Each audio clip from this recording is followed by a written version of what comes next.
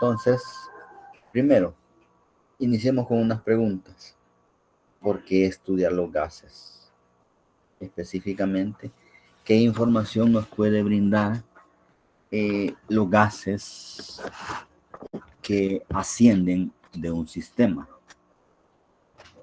La composición química que se mide en la superficie, ¿se modifica de la fuente que la generó? Es otra pregunta que nos podemos hacer.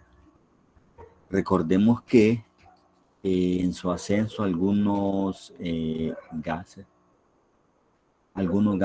especies químicas pueden ser mucho más reactivas que otras, y entonces comienzan esos pequeños cambios. Algunos pequeños, otros se modifican completamente.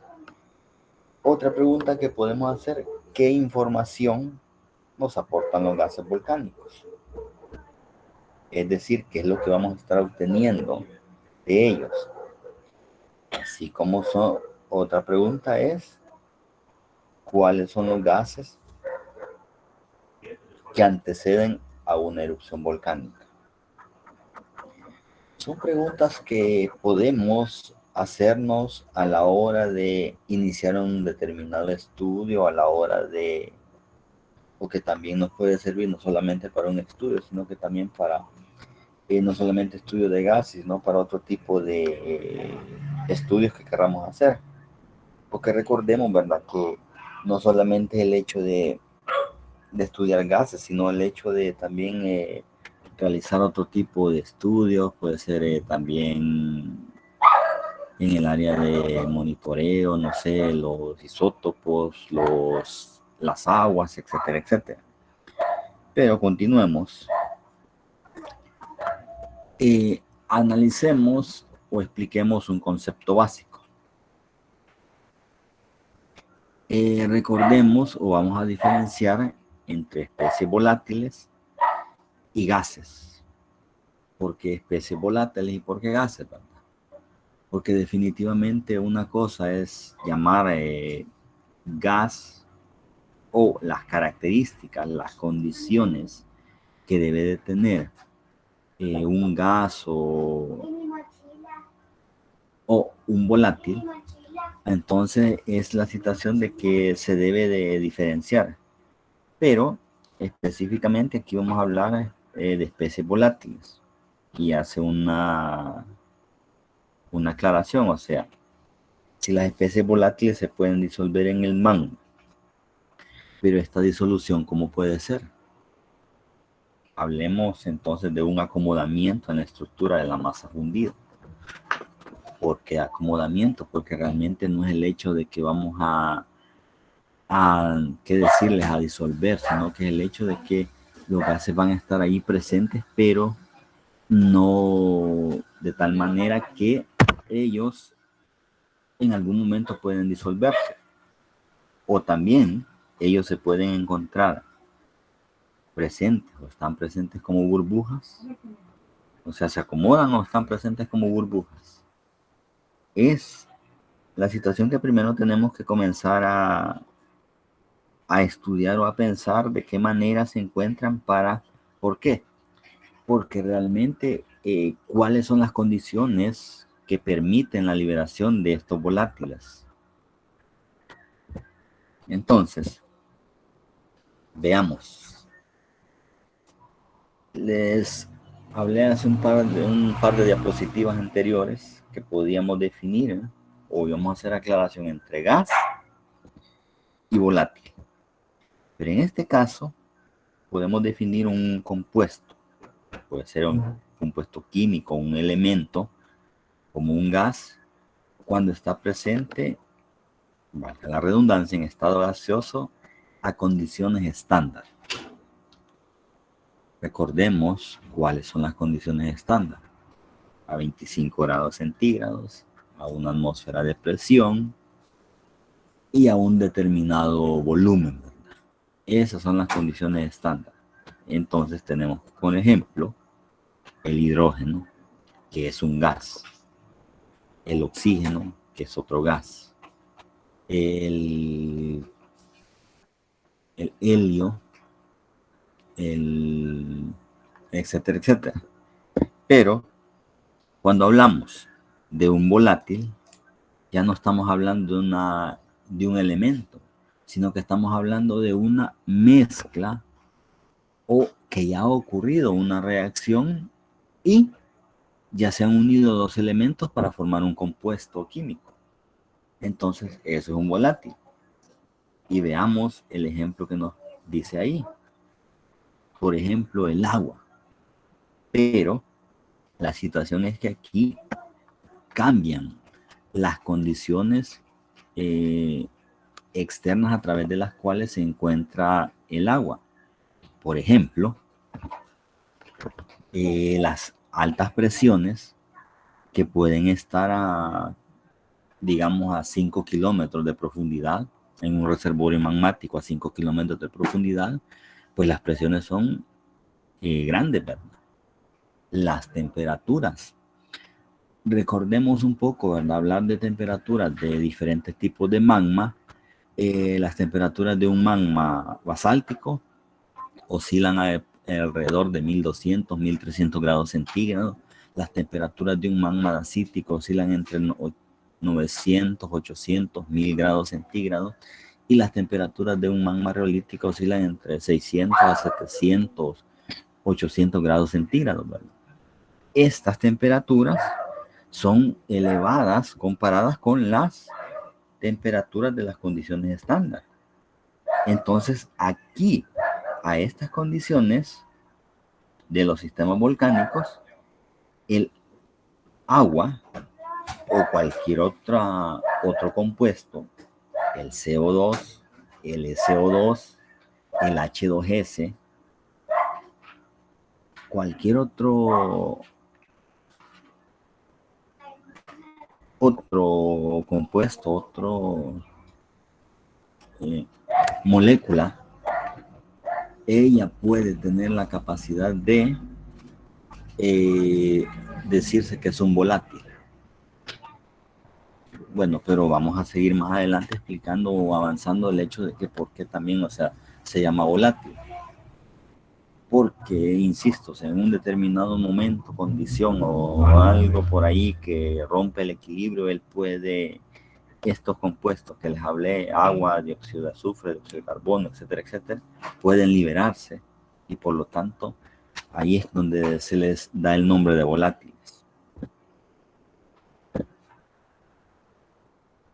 Entonces, volviendo al magma, ya dejemos a un lado las condiciones normales de un gas, la temperatura normal, la presión normal, el volumen normal, etcétera, etcétera. Y hablemos específicamente que las especies disueltas o acomodadas en el magma, a ellos les vamos a llamar volátiles. Especies volátiles, volátiles magmáticos, o también se le pueden llamar elementos fugitivos. ¿Por qué elementos fugitivos? Por el hecho de, recordemos, ¿verdad?, la fugacidad que tienen algunas moléculas, unas más que otras. Entonces por ahí viene el nombre de elementos fugitivos.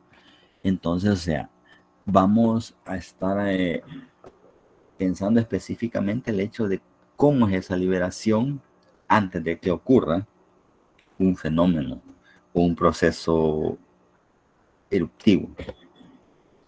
Pero, ¿cómo sabemos, cómo estamos seguros de que hay la presencia de estos gases o de estos volátiles en los magmas? Porque realmente, o sea, si hablamos de volátiles, hablamos de gases, hablamos de gases magmáticos, volátiles magmáticos, especies fugitivas, o sea, tenemos que estar seguros de lo que estamos hablando. Y en este caso, ¿qué pruebas tenemos? Bueno, pues, las erupciones volcánicas. Esta erupción ocurrió en Ecuador, un volcán que había estado sin actividad por mucho tiempo. Si lo observan, se refleja en el hecho de la cantidad de árboles alrededor del cráter. El volcán se llama el Reventador y de repente comenzó los cambios y cuando se registró la erupción. Entonces, las erupciones volcánicas son una de las pruebas que tenemos que existe presencia o existen gases en los mangos. ¿Qué otra prueba tenemos? Los campos fumarólicos. ¿Quiénes de ustedes no han ido ahí al volcán de Santa Ana? ¿O al volcán de San Miguel? ¿O al volcán de San Vicente? ¿O en algún dado caso ahí en el volcán de San Salvador? ¿Qué es lo primero que buscamos cuando hablamos de un volcán activo? Pues en todo caso son los campos fumarólicos, o los infiernillos como le llamamos, o las emisiones fumarólicas. Esto es otro ejemplo que tenemos gases en el mango. Otro nombre que se le da es un steaming ground, o sea, un suelo donde hay emisión de vapor, ¿verdad? Pero ¿qué es lo que ocurre? O sea, hablando de este steaming ground, habla de que las temperaturas son alrededor del punto de ebullición del agua. Y esto también puede tomarse o reconocerse como, vamos más adelante, vamos a verlo como un sistema hidrotermal. Tiene sus características, tiene su temperatura, tiene sus tipos de gases que están emitiendo.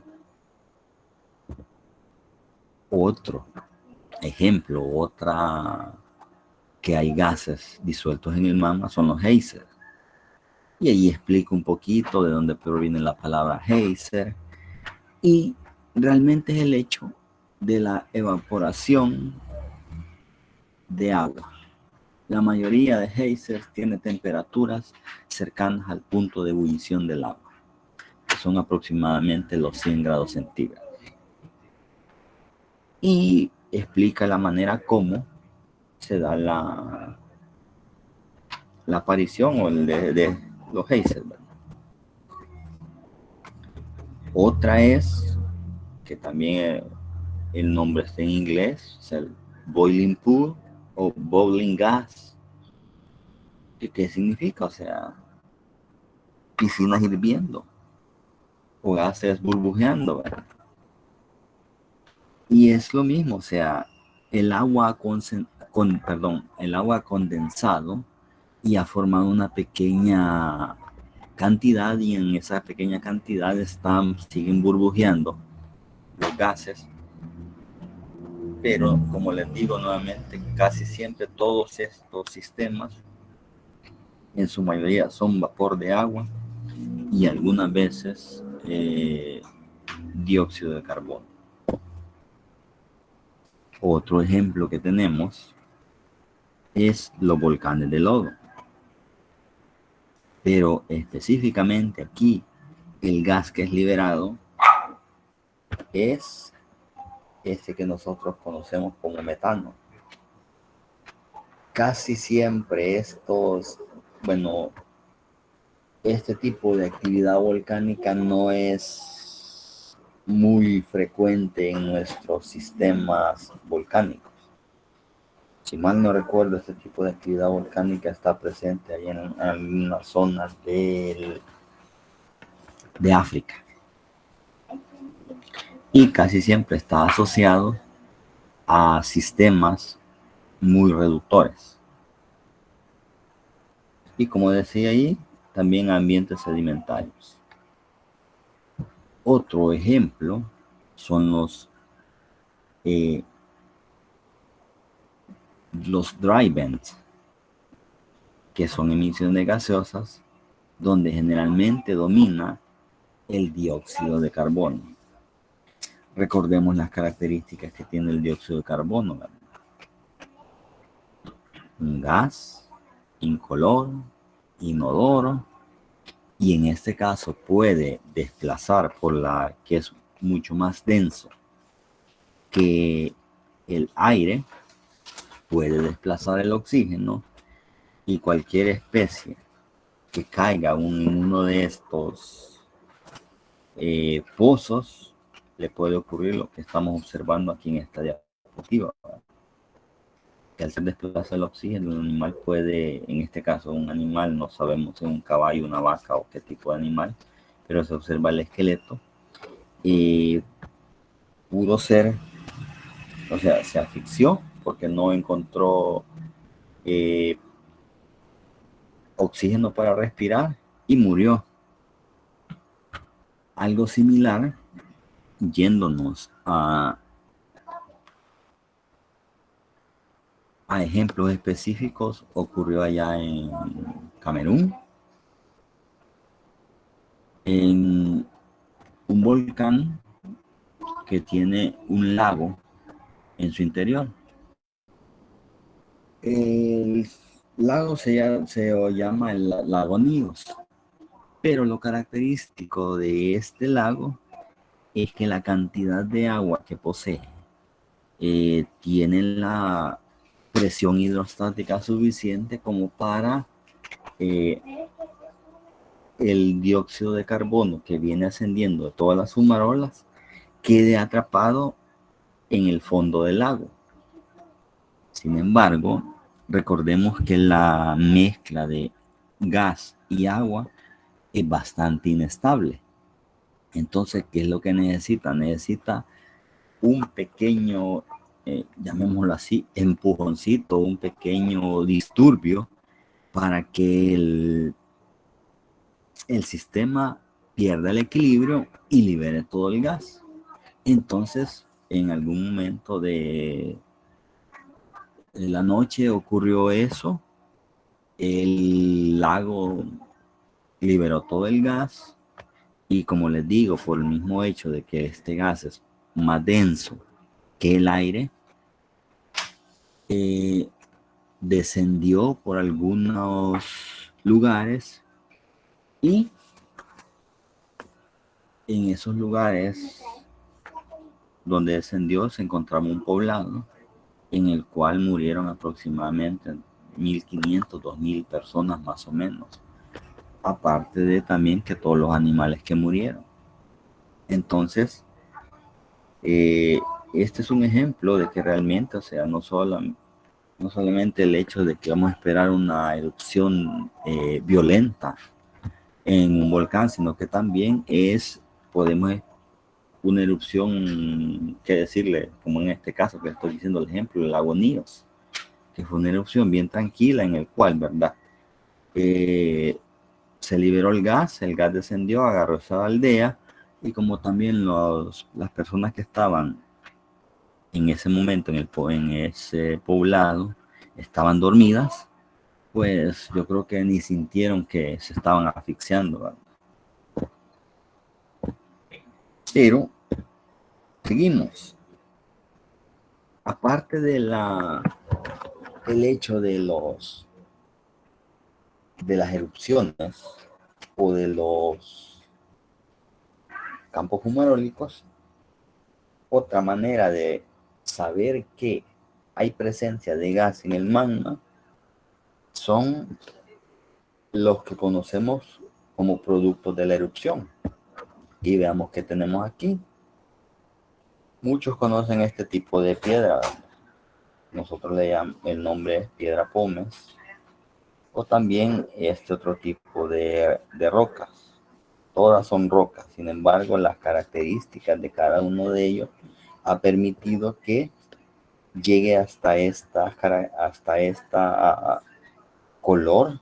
En cambio, el otro se quede con estos colores, ¿verdad? Pero ambos provienen, o sea, el origen de ellos siempre ha sido el mismo magma.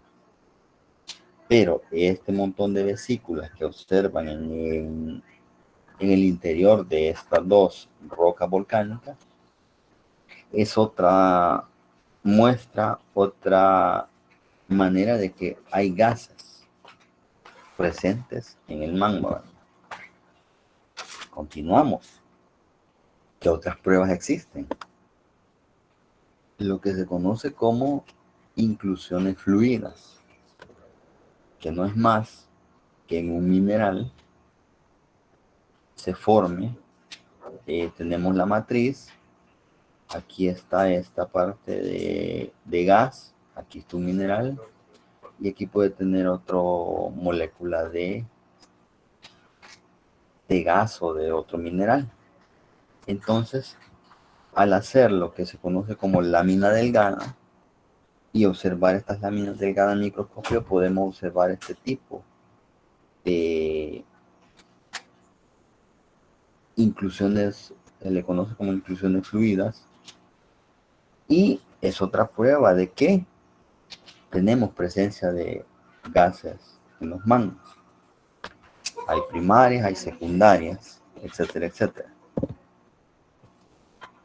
Pero volviendo al papel que juegan los gases, porque no es el hecho, ¿verdad?, de que el gas va a estar ahí, va a estar disuelto solamente porque él quiere, o solamente porque a la naturaleza se le ocurrió, bueno, voy a dejar gas disuelto en esta roca fundida, voy a dejar gas disuelto en este tipo de roca fundida, bueno, de magma, llamémosle así, o porque sí, ¿verdad?, sino que juegan un papel importante a la hora de una erupción volcánica. E imaginémonos que el volcán es como una máquina térmica. Pero ¿qué es lo que hace? ¿O qué es lo que permite que se den las erupciones? Pues aquí está. O sea, los encargados de que el magma ascienda es el vapor de agua y el gas. ¿Por qué?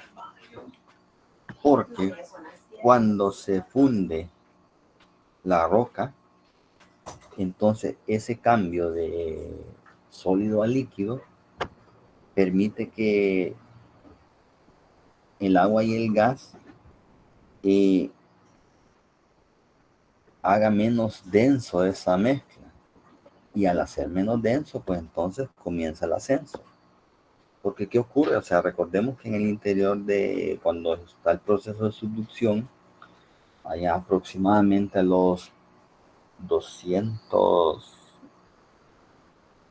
estoy tan seguro, creo que son los 170, 200 kilómetros de profundidad, ocurre el proceso de fusión de la roca.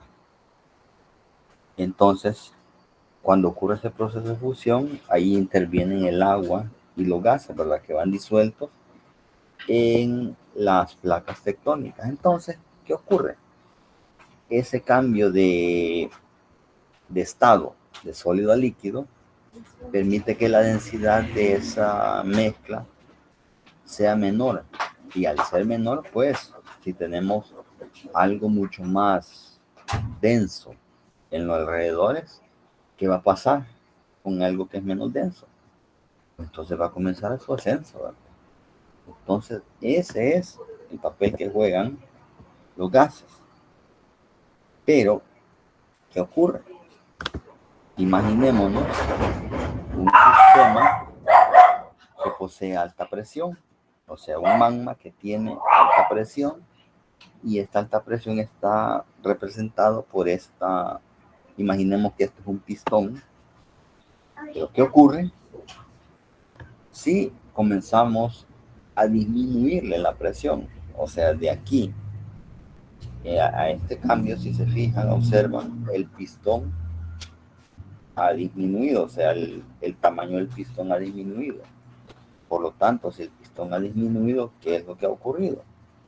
Pues entonces ha disminuido la presión. ¿Pero qué creen que ocurrirá?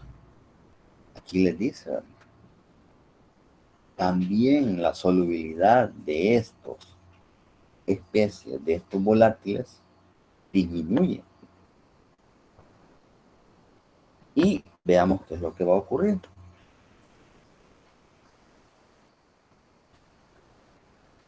También este proceso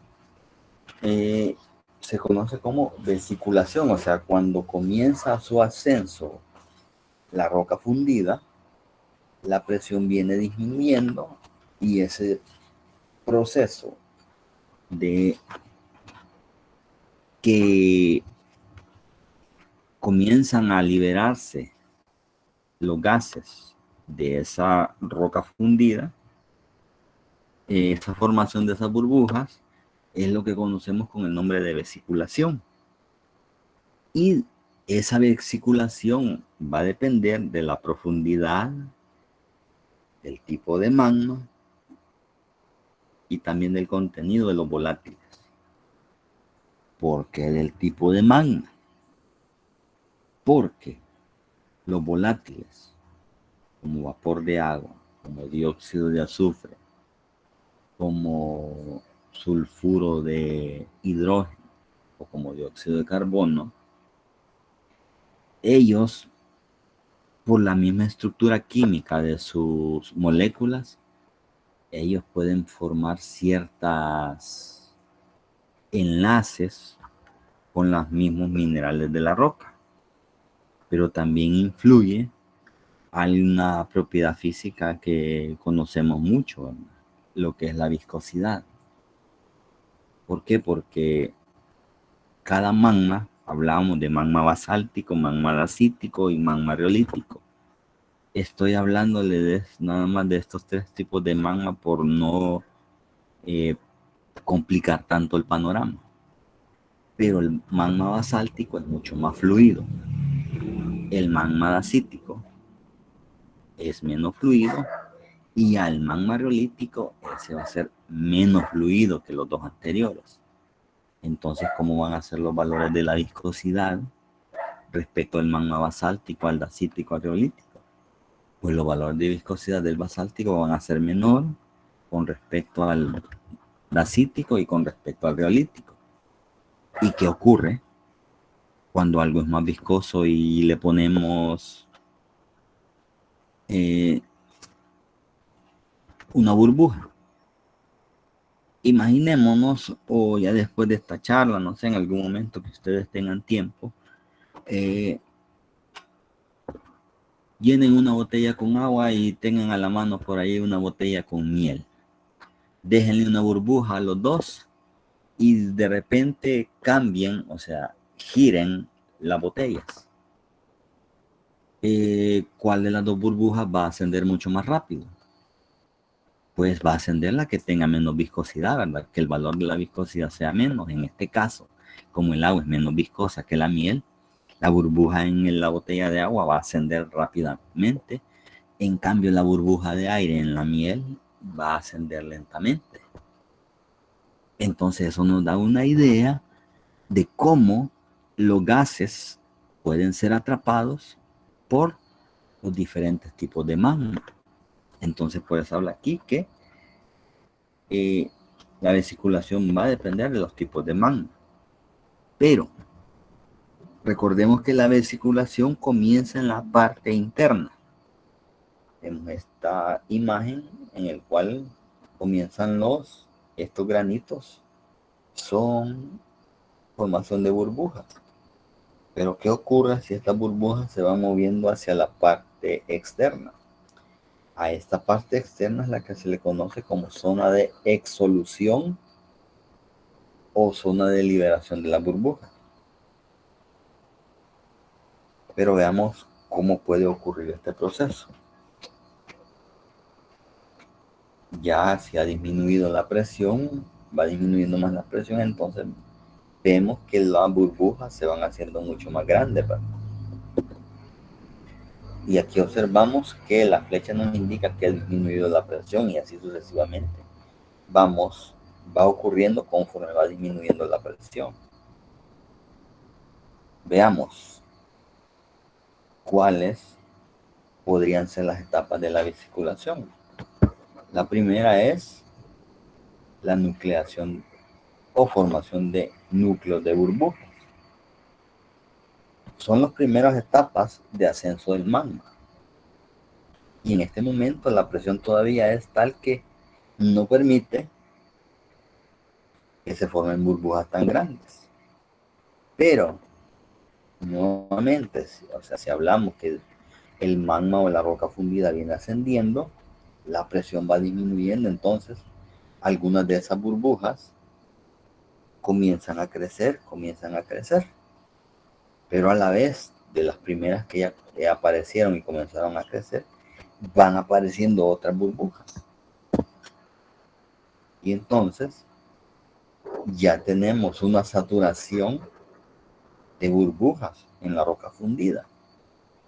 Pero llega un momento en que va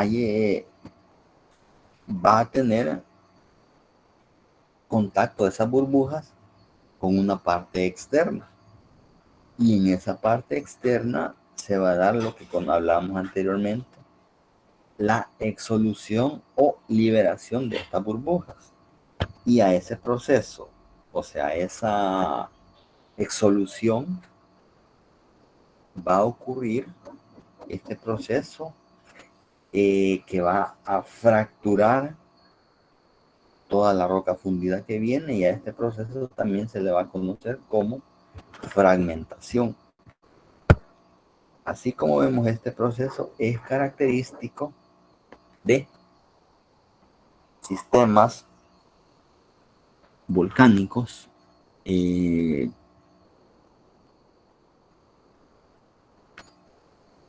como el volcán de Izalco. ¿Por qué? Porque vienen las burbujas, el magma, un magma basáltico que tiene bastantes cristales, comienza a crecer la burbuja y comienza en la parte superior, comienza a fragmentar todo el magma y comienza al fragmentar el magma, comienza a lanzar pedacitos de magma en todo su alrededor. Y este proceso, imaginémonos, quién no ha quemado un volcancito de Navidad, ¿verdad? Entonces, imaginémonos algo similar a esto. Veamos, ya específicamente en un sistema volcánico. Aquí tenemos el primer paso, la nucleación, y hasta llegar a este paso en el cual tenemos algo que está taponando el conducto volcánico, pero cuando esto que está taponando el conducto volcánico es arrancado por el mismo proceso eruptivo, entonces tenemos que aquí en este mismo conducto volcánico se dan todos estos procesos de nucleación, crecimiento y la fragmentación de todo del magma. Pero se recuerdan que habíamos, o quizás no se recuerdan porque no, en este caso había estado hablando de nada más de gases volcánicos, pero a la vez existe una clasificación de ese tipo de gases y podemos hablar de gases volcánicos y de gases hidrotermales.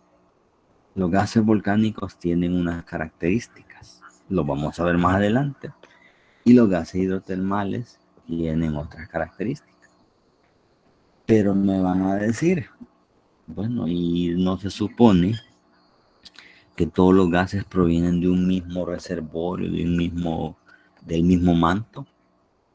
Sí, sin embargo, las condiciones de ascenso son las que van a permitir que se hable de sistemas o de gases volcánicos, de sistemas o de gases hidrotermales. Entonces, ¿cuáles son los compuestos principales de los gases volcánicos? Aquí los tenemos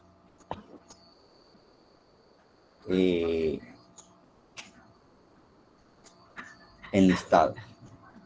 Principalmente el vapor de agua.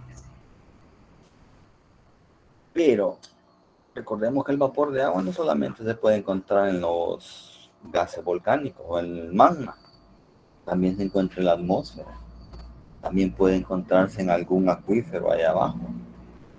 Otro es el dióxido de azufre. Otra especie es el sulfuro de hidrógeno.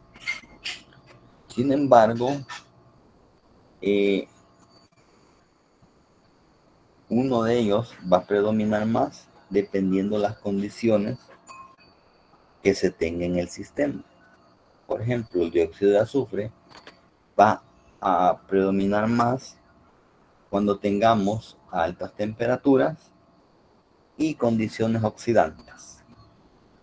El sulfuro de hidrógeno, que este es característico por su olor, y cuando han llegado allá a sistemas hidrotermales como por ejemplo Berlín, Aguachapán, los infiernillos de Verapaz en San Vicente, el primer olor que sentimos cuando llegamos es el olor a huevo podrido, ¿verdad? Entonces, este olor a huevo podrido es este gas, el sulfuro de hidrógeno. Otro gas magmático que tenemos puede ser podemos nombrarlo en forma de gas o ya cuando está disuelto en el agua. En forma de gas vamos a darle el nombre de fluoruro de hidrógeno, y ya cuando está disuelto en el agua vamos a llamarlo ácido fluorhídrico. De la misma manera, el HCl puede nombrarse de esas dos maneras, como fluoruro de hidrógeno o ácido clorhídrico. También otra especie magmática es el dióxido de carbono, el monóxido de carbono, hablamos de metano, y también puede aparecer otros hidrocarburos. Pueden aparecer gases nobles como helio, argón, neón, criptón, xenón, radón, y una lista aquí bastante interminable. Puede aparecer el hidrógeno, puede aparecer el amoníaco, el nitrógeno, y también gases clorofluorocarbonados, azufre y otros metales pesados. Pero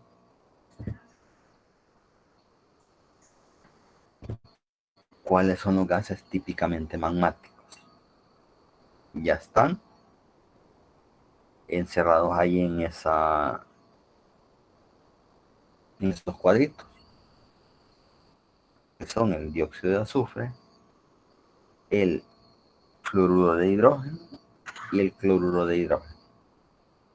Los demás podemos encontrarlos en otros sistemas. Entonces, si hablamos de sistemas o de gases volcánicos, estos son casi que los gases que van a predominar en un sistema volcánico. En cambio, el sulfuro de hidrógeno, el dióxido de carbono, junto con el vapor de agua, van a predominar más en sistemas hidrotermales. Pero también podemos hacer estudios de los mismos isótopos. Recuerden que los isótopos nos dan información bastante clave del origen de algunos fluidos. Y ya los tenemos, ¿verdad? Los esenciales: oxígeno 18, hidrógeno 2, la relación helio 3, helio 4, carbono 3 en CO2, el hidrógeno 3 en agua, el azufre 34 de las especies de azufre.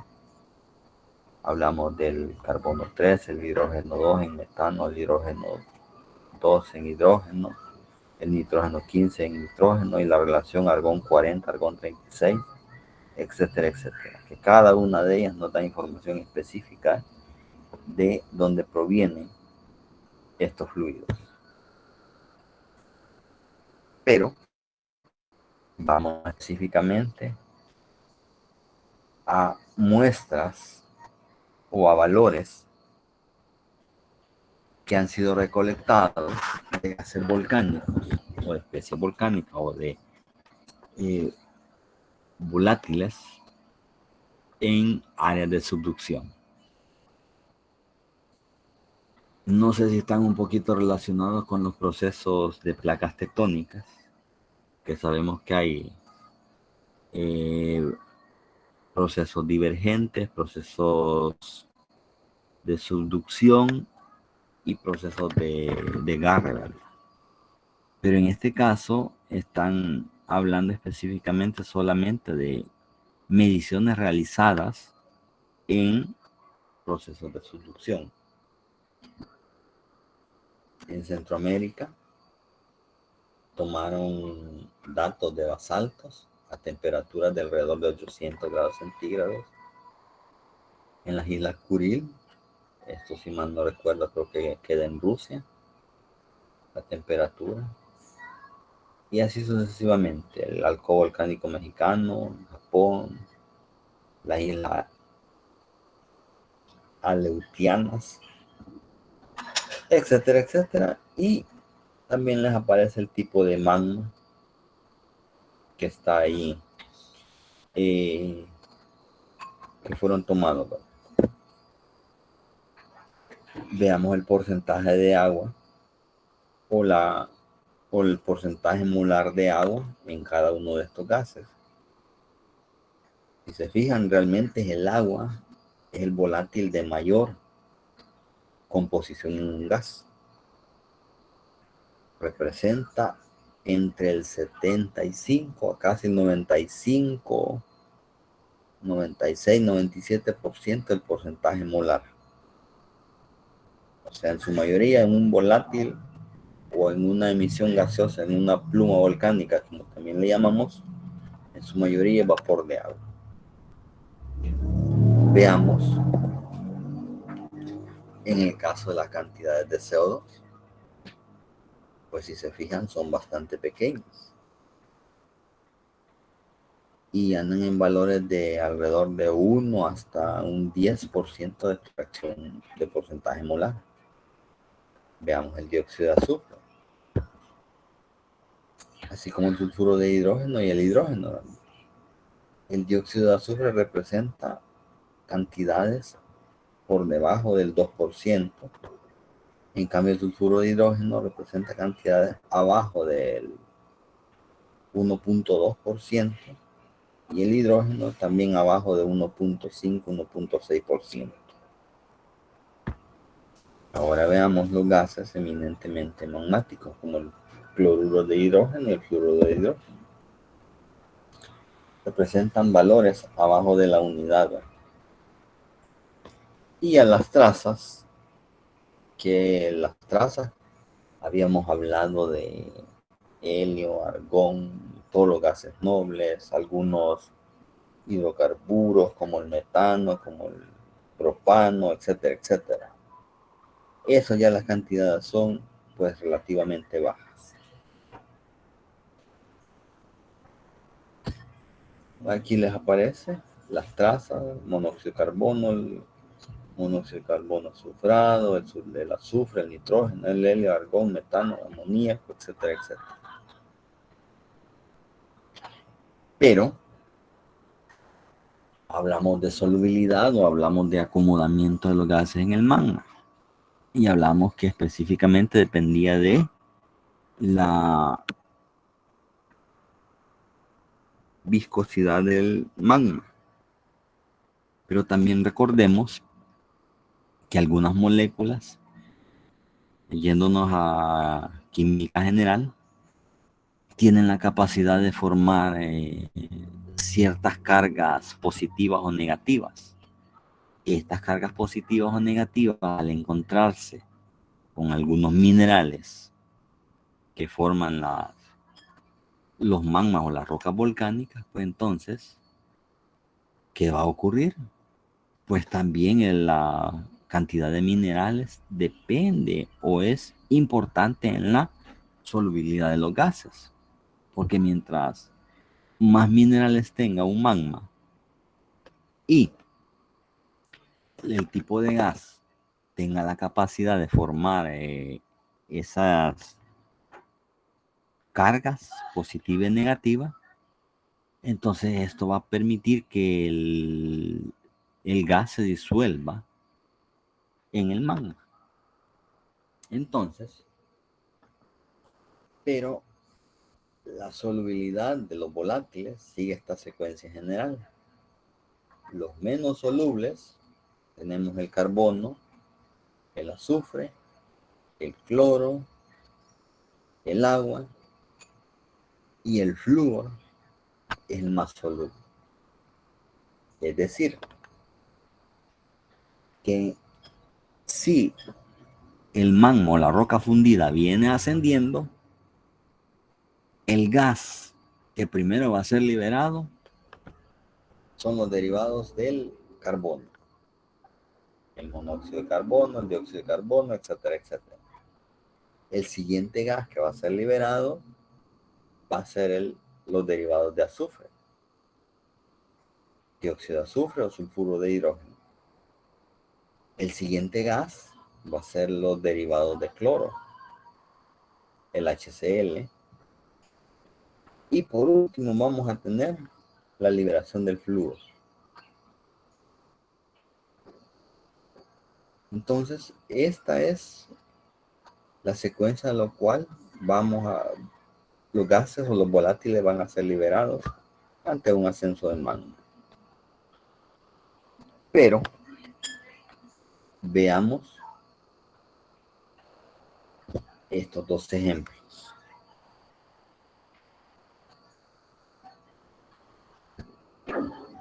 Magma burbujeando, se va a dar la liberación de hidrógeno, fluoruro de hidrógeno, dióxido de carbono, ácido fluoruro de hidrógeno, monóxido de carbono, dióxido de azufre, vapor de agua y sulfuro de hidrógeno. Tenemos una zona seca, los gases ascienden y cuando tenemos una desgasificación seca, entonces, ¿qué va a ocurrir? Pues vamos a tener presente vapor de agua, dióxido de carbono, dióxido de azufre, sulfuro de hidrógeno, hidrógeno, HCl, HF y dióxido de carbono. Pero veamos, si hablamos de una desgasificación seca, entonces estamos hablando de un sistema magmático. ¿Por qué? Porque recordemos allá en aquella diapositiva que habíamos hablado de cuáles eran los gases eminentemente magmáticos. Y los tres que se nombraban eran el dióxido de azufre, el cloruro de hidrógeno y el fluoruro de hidrógeno. Entonces aquí estamos hablando de un sistema volcánico. ¿Qué ocurre si ese sistema volcánico comienza a perder temperatura, comienza a estabilizarse, etcétera, etcétera? Pasan un par de millones de años y se va enfriando, va apareciendo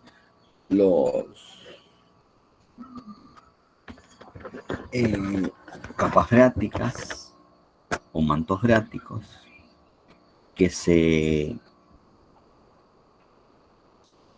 acumulan en el ascenso de los gases, y aquí ya tenemos una desgasificación húmeda o mojada. Pero ¿qué es lo que ocurre? Veamos cuáles son los principales gases que van siendo liberados. Pues vapor de agua, CO2 y sulfuro de hidrógeno. ¿Qué es lo que ocurre? ¿O por qué hay trazas de dióxido de azufre, ácido clorhídrico y fluoruro de hidrógeno? Pues esta zona, que aquí está en inglés, no sé si es inglés o un término neozelandés, no estoy seguro, pero se conoce como zona de scrubbing. Ese scrubbing no es más que la remoción de los gases que tienen más alta solubilidad en el agua. Entonces esos gases quedan atrapados y nada más ascienden los gases que son menos solubles, en este caso el sulfuro de hidrógeno, el dióxido de carbono y el agua. Entonces aquí estamos ya ante un sistema hidrotermal. Pero si se fijan, los gases que provienen del magma, realmente todos son los mismos. Este proceso o las condiciones que se encuentran en su ascenso es lo que delimita que sea sistema hidrotermal o sistema volcánico. Sin embargo, recordemos, ¿verdad?, que los sistemas volcánicos, las altas temperaturas, hacen que las zonas de freáticas o los mantos freáticos o el agua freática se evapora rápidamente y permita el ascenso de todos los gases. Pero lleguemos a un ejemplo práctico. Primero tenemos un volcán cualquiera. Imaginémonos un volcán de Santa Ana, un volcán de San Salvador, volcán de San Miguel. No vamos a meter una caldera porque eso sería complicarnos la vida, sería desaparecer todo El Salvador, ¿verdad? Pero hablemos específicamente de un volcán. Un volcán está en su estado normal. Tiene su reservorio de magma, el cual tiene su chimenea, tiene su cráter, pero no ha tenido ningún cambio en los últimos 3, 4 mil, 5 mil años. Porque lo que va a ocurrir de repente, hay un ascenso magmático, sube nuevo magma al reservorio, hay liberación de calor, liberación de gases, y esto permite que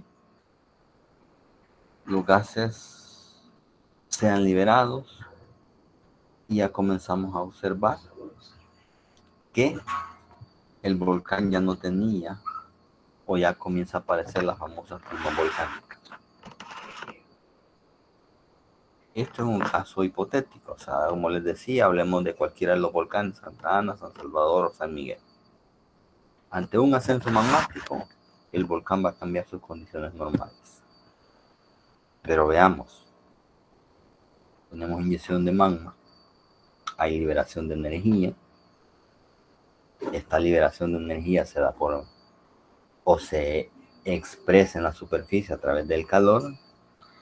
Hay liberación de gases y también existen otros cambios en los volcanes, que puede ser inflación, deflación, sismicidad inducida, etcétera, etcétera. Pero ¿qué es lo que ocurre a los gases? Pues el dióxido de azufre, al encontrarse con oxígeno, puede pasar a ese trióxido de azufre, y si este trióxido de azufre se encuentra como o con un lago o con algún manantial o una reserva de agua interna, pues entonces, ¿qué va a ocurrir? Pues va a ocurrir la formación de ácido sulfúrico. ¿Y qué le va a ocurrir al pH de este cuerpo de agua que encontró este trióxido de azufre?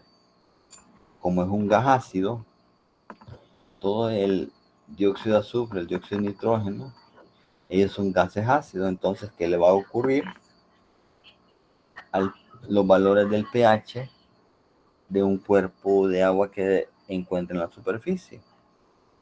Pues entonces va a haber cambios, va a disminuir en los valores de pH. Y esto también nos va a estar dando una idea de qué es lo que está ocurriendo también en el volcán. Veamos qué puede ocurrir con el sulfuro de hidrógeno si se encuentra en presencia de oxígeno.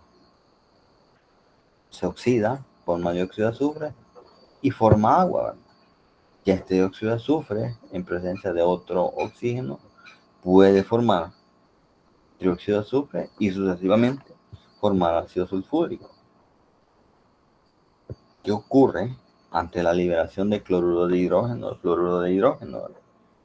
Recordemos que estos gases pueden liberarse sus iones y estos iones hidrógeno son los encargados de cambiar el pH en las soluciones. Entonces, tanto el HCl como el HF, ellos van a cambiar el pH de cualquier cuerpo de agua. Y entonces los cuerpos de agua que se encuentran en los volcanes actúan como, aparte de actuar como calorímetros que absorben la temperatura y otro indicador del cambio magmático, incremento de la temperatura en los cuerpos de agua que se encuentran alrededor de los volcanes, también actúan como disociadores de todo este tipo de especies químicas. Pero a la vez de conocer los precursores, o sea, todos los cambios que está ocurriendo en un volcán antes de una erupción, primero es importante conocer cómo es el comportamiento normal del volcán. En el caso con nuestros compañeros ahí en la oficina hablamos para hacer un símil. Imaginémonos que el volcán se comporta como una persona. Y una persona cuando se siente mal o siente algún cambio en su cuerpo, ¿qué es lo primero que hace? Bueno, pues lo primero que hace es ir al médico. Y el médico, ¿qué es lo primero que pregunta o qué es los primeros datos que toma la enfermera antes de pasarnos al médico?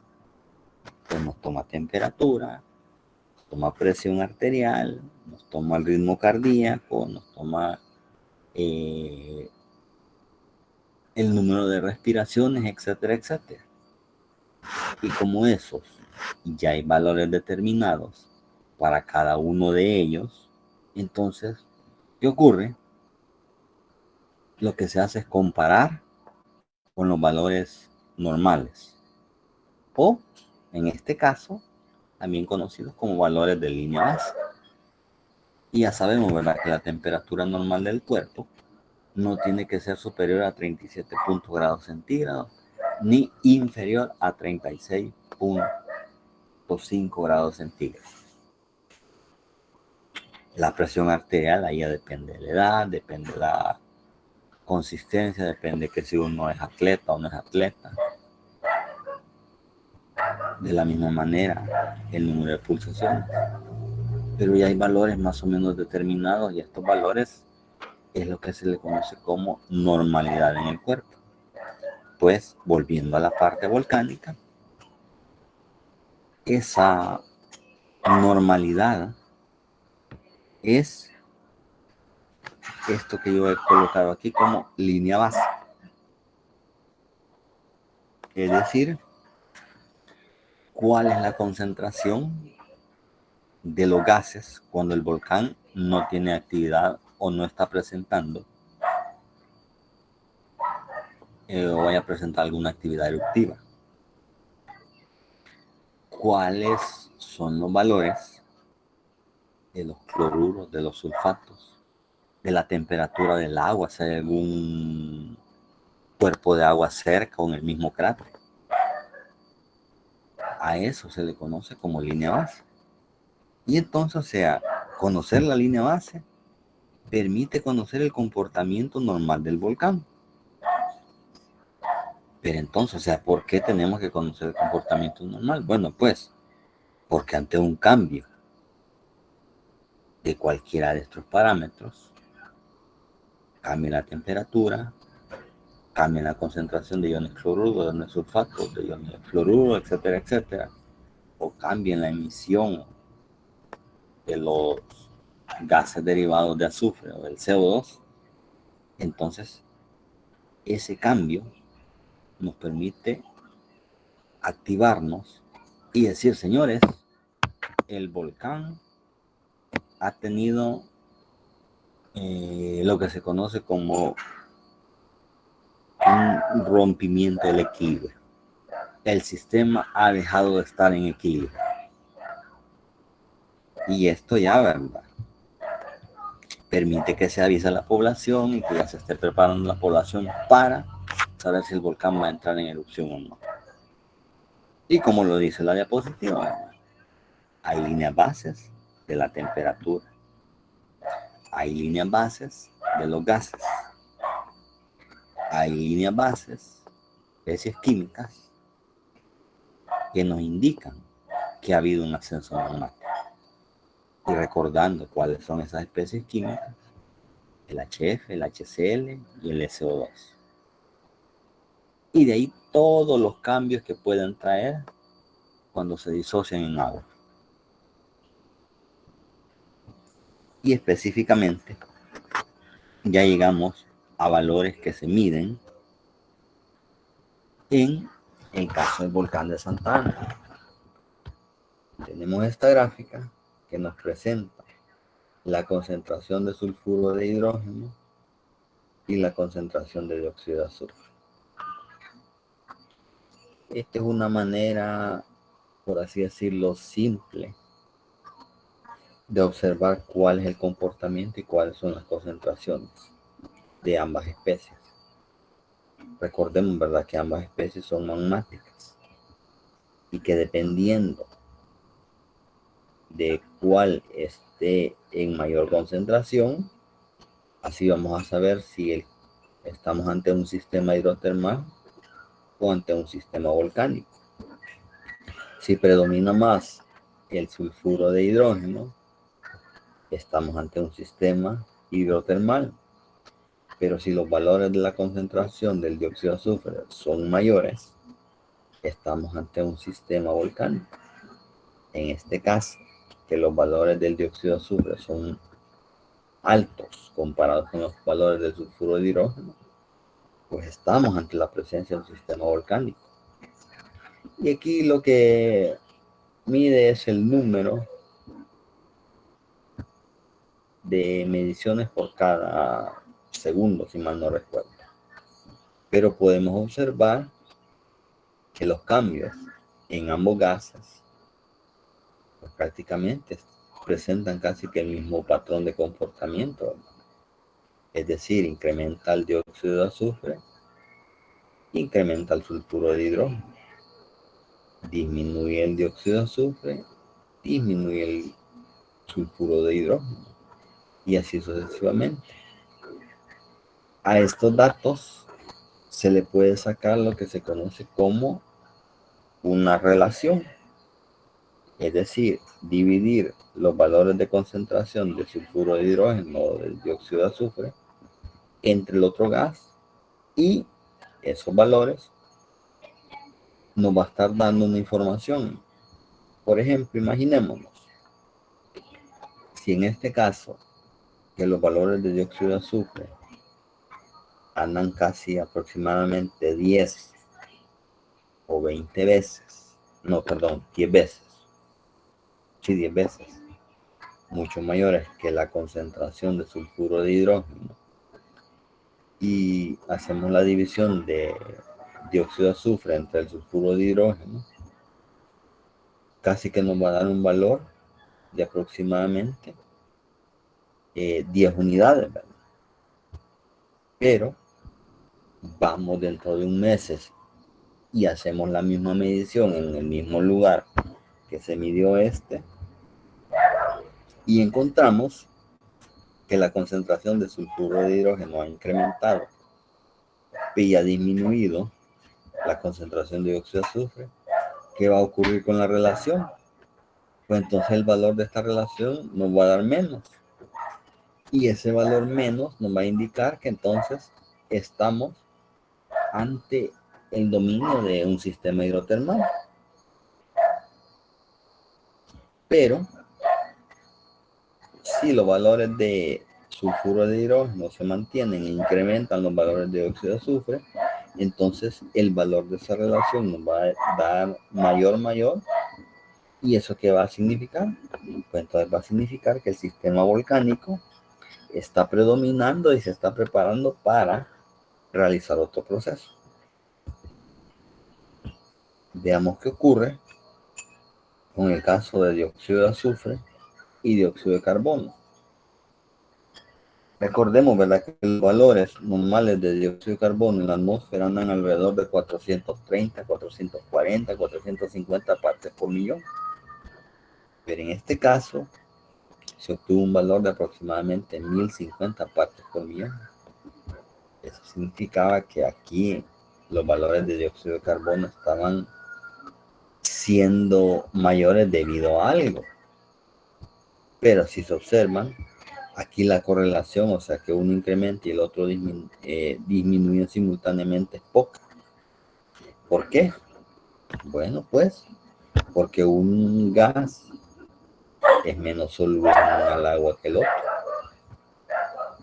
Pero si se observan, podemos encontrar algunas partes que sí podemos encontrar esa correlación.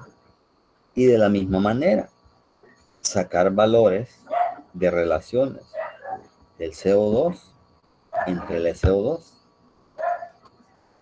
Y en este caso, estos valores de la correlación, que son casi 100 veces mayores los del CO2 que los del SO2, los valores de esa correlación nos van a dar valores bastante altos. Pero ¿qué ocurre si comienza a incrementar la concentración del SO2? Pues entonces, o sea, si tenemos arriba el CO2 y como denominador el SO2, entonces los valores de esa concentración van a comenzar a disminuir. Perdón, de esa relación va a comenzar a disminuir y por lo tanto nos va a estar indicando otro tipo de proceso. Nuevamente otro valor, y aquí se observa que tienen bastante correlación ambos, el SO2 con el CO2. Y si se fijan, ambos tienen valores bastante altos. Sin embargo, el CO2 llegó hasta valores aproximadamente 515, que todavía se podría considerar como ruido ambiental. Es decir, o sea, todavía concentraciones muy cercanas a la normalidad de dióxido de carbono en la atmósfera. A manera de conclusiones, es necesario conocer la línea base de cada parámetro de monitoreo, ya que ante una inyección o inclusión de nuevo magma, los gases, que ya lo vimos cuáles son los primeros que van a cambiar su concentración o su flujo, o van a mostrar cambios que nosotros no hemos reconocido antes de. Es necesario desarrollar una buena base de datos. ¿Por qué? Porque una base de datos ya de aproximadamente 10 o 15 años, ya con esta base de datos sí podemos conocer lo que es la línea base. Y entonces ya con esa base de datos ya podemos decir, bueno, el volcán está normal o está tranquilo. Las especies químicas que provienen de los precursores de gases, ellos presentan cambios importantes antes, durante y después de un proceso eruptivo. Por lo tanto, es necesario medir continuamente estas especies. Y vemos que en el caso de específicamente los ejemplos que puse, el volcán de Santa Ana, el sistema volcánico emite dióxido de carbono y dióxido de azufre, así como sulfuro de hidrógeno, los cuales representan valores bajos. ¿Qué significa esto? Pues lo que significa que el volcán está en un periodo de quietud hasta que tenga una nueva inyección magmática. Agradecerles por su atención.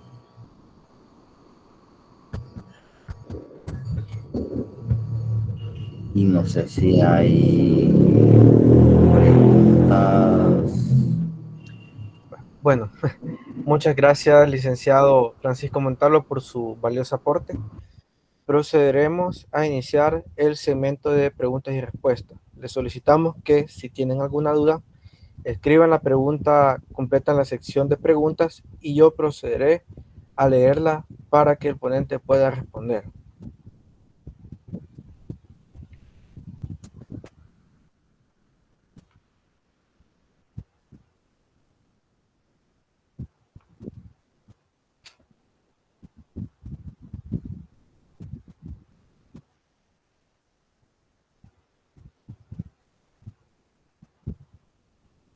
Al parecer no hay ninguna pregunta, entonces, bueno, hay una pregunta. De parte de Abelardo Hernández, ¿hay algún promedio de tiempo previo a una erupción donde los gases empiezan a presentar comportamiento distinto o son eventos aleatorios? Pues realmente eso depende de cada volcán. Porque en el caso, voy a poner ejemplo específico, el caso volcán de Santa Ana. eh, Volcán de Santa Ana comenzó a dar cambios aproximadamente año y medio antes de que fuera la erupción del 1 de octubre de 2005.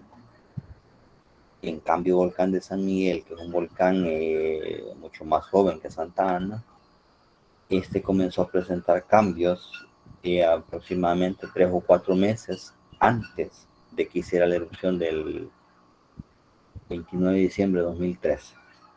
Depende de cada volcán. Muy bien, muchas gracias. Procederemos a la siguiente pregunta de parte de Josué Campos.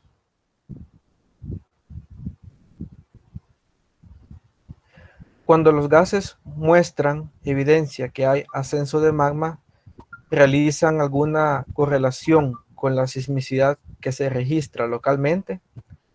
Tal vez para conocer el inferir la profundidad. Pues realmente sí se hace. Recordemos que, bueno, no recordar, quizás como solamente hablamos de gases precursores, y, y recuerdan que se había hablado de otros cambios que presentaban los volcanes, también puede haber cambios en la sismicidad, cambios en el terreno, como deformaciones, inflaciones, aparecimiento de grietas, aparecimiento de fallas. Entonces todos estos cambios se van correlacionando con los diferentes parámetros de monitoreo que van cambiando. Y sí, exactamente, la sismicidad es una de ellas que se correlaciona tanto con temperatura, con flujo de gas o concentración de gases, y dependiendo de ello, sí, dependiendo de ello, o sea, también se puede el hecho de decir si se tiene una buena red de estaciones sísmicas, conocer más o menos los hipocentros o y así ir observando más o menos qué es lo que le va ocurriendo, dónde van ocurriendo los sismos, y darnos una idea de la profundidad y cómo viene también ascendiendo el manto. Muy bien. Tenemos una siguiente pregunta de parte de Cristian José Palacios Parada. Su comentario es: hola, felicitar a Francisco por tan excelente charla. Una consulta. Al tener la desgasificación del sistema volcánico, ¿qué tanta es la confiabilidad de que esto nos esté indicando un proceso eruptivo cuando estas medidas están por encima o por debajo de la línea base? Bueno, específicamente, no solamente basarnos en la desgasificación, sino como les decía, eh, existen otros parámetros que nos indican que el volcán también está intranquilo. Entonces es de ir, como decía Josué Campos, ir correlacionando todos esos parámetros para ir observando el hecho de cuál va a ser el siguiente paso del volcán. Porque si ya tenemos cambios en la sismicidad, en la desgasificación y cambios en la temperatura, entonces eso sí nos está diciendo, miren, preparémonos porque algo está por ocurrir. Y más si ya estamos observando el aparecimiento de grietas, el aparecimiento de nuevos campos fumarólicos, que también son otros parámetros de monitoreo, entonces eso ya nos está indicando bastante el hecho de que el volcán sí se está preparando para algo. Un solo parámetro de monitoreo pues no es realmente tanto, nos da tanta información, porque ya hemos tenido en el caso del volcán de San Miguel, que teníamos cambio en la sismicidad, pero incrementaba y volvía a su comportamiento normal, incrementaba y volvía a su comportamiento normal, pero no tuvimos ni cambios en la sismicidad, o sea, ni cambios en los gases, ni cambios en las aguas u otros parámetros, sino que también es de ir correlacionando esos con otros parámetros. Y si hay cambios, entonces sí, esos cambios nos va a permitir decir qué es lo que va a ocurrir con el volcán. Perfecto. Tenemos dos preguntas más de parte de Wilber Alejandro Reyes Álvarez. ¿Existe algún criterio específico para descartar totalmente la inactividad de un volcán o todos sin excepción están propensos a una erupción? Pues no, hay ciertos criterios. Hay criterios a nivel mundial y también hay criterios para aquí, para El Salvador. ¿Por qué hay criterios para El Salvador? Pues realmente por el hecho de que si se aplicarían los criterios a nivel mundial, pues entonces tendríamos tal cantidad de volcanes que no se le daría monitoreo, no se le daría cobertura a todos. Pero específicamente para decir que un volcán es activo o que puede presentar un periodo eruptivo, debe de, primero, presentar sismicidad en las zonas, tener actividad fumarólica y siguiente, haber tenido actividad eruptiva en los últimos 2000 años. Ya si un volcán cumple estas tres características que estoy diciendo, entonces sí se puede considerar activo y propenso a tener una erupción a futuro. Perfecto. Carlos Osmín Pocasangre Jiménez pregunta: hola, buenas noches y felicitamos al panelista. Una curiosidad, ¿qué puede decir del volcán de San Salvador? ¿Estado actual? ¿Cuándo podría ser el siguiente evento? Bueno, el estado actual del volcán es que se encuentra en reposo en un periodo de, no digamos inactividad, porque tiene actividad sísmica, ha presentado erupción en los últimos 500 años, o sea, recordemos la última erupción de él fue en 1917, tiene actividad fumarólica y en un ecoparque en la zona sur del cráter Boquerón. El estado actual que es que se encuentra en un estado de reposo, pero activo. ¿Cuándo podría ser el siguiente evento eruptivo? Pues, ¿cómo decirles al hecho de que retomando el último estudio que se realizó al volcán de San Salvador, ese último estudio dice que el volcán de San Salvador tiene un periodo de recurrencia aproximadamente entre los 200 a 250 años. Y si hablamos que tuvo su actividad eruptiva hace 100 años, pues probablemente puede pasar unos 50, 100 años más en el mismo estado y no presentar ninguna actividad. Sin embargo, tampoco quiere decir que ese estudio que se ha hecho ya esté escrito en piedra o sea ley. Si digamos ocurre un ascenso magmático y ese ascenso magmático es capaz de romper el equilibrio y al romper el equilibrio va a permitir el ascenso de magma, pues entonces vamos a tener una erupción. O sea, va a depender de las condiciones a la cual se dé el siguiente ascenso magmático. Porque si el ascenso magmático es poco, pues el sistema, por el principio que se conoce en química como principio de Le Chatelier, el sistema puede absorber toda esa energía y volver al equilibrio. Sin embargo, si la cantidad de magma es muy grande, pues entonces puede ocasionar una erupción. Pero por el momento el volcán de San Salvador se encuentra en estado de reposo, pero activo. Perfecto. En honor al tiempo, vamos a proceder con la última pregunta de parte de Susan Elizabeth Campos de Orellana. Nos dice, gracias por su compartirnos su conocimiento. ¿Cuál es la frecuencia que usted recomienda hacer para toma de muestras de agua para un monitoreo del sistema? Muchas gracias. Pues si se está creando lo que es la línea base, pues se recomienda realizar el muestreo casi de manera mensual. Por unos, ¿qué? 10, 15 años. Si se quiere conocer la línea base. Ya después de pasado este tiempo, ya la frecuencia se puede ir disminuyendo a 2 meses o 3 meses o 2 veces por año. Y ahí dependiendo de cuál sea, como digo anteriormente, el tipo de, el periodo de recurrencia que se le ha calculado al volcán. Por ejemplo, si hablamos de una caldera que los periodos de recurrencia son de miles de años, pues se puede hacer una muestra al año. O ya un volcán más activo como Santa Ana, ya se puede hacer una muestra cada 2 veces al año, cuando ya se ha conocido la línea base. Pero primero, para conocer la línea base, es de manera mensual. Perfecto. En honor al tiempo, daremos cierre al espacio de preguntas. Muchas gracias por su participación. Lamentamos no poder dar respuesta a todas sus preguntas.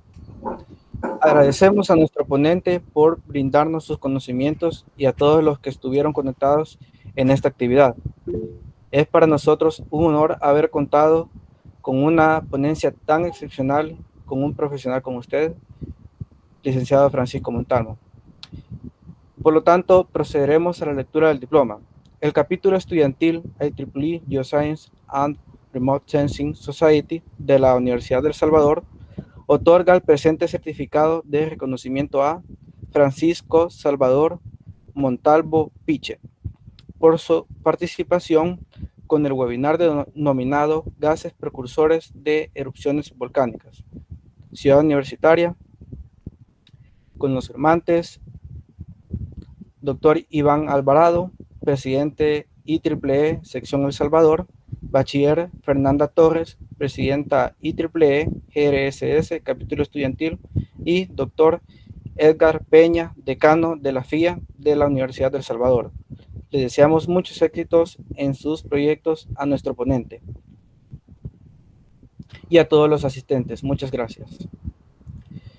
También agradecer a nuestros, bueno, les doy la palabra. Perdón, muchísimas gracias y feliz noche. Feliz noche.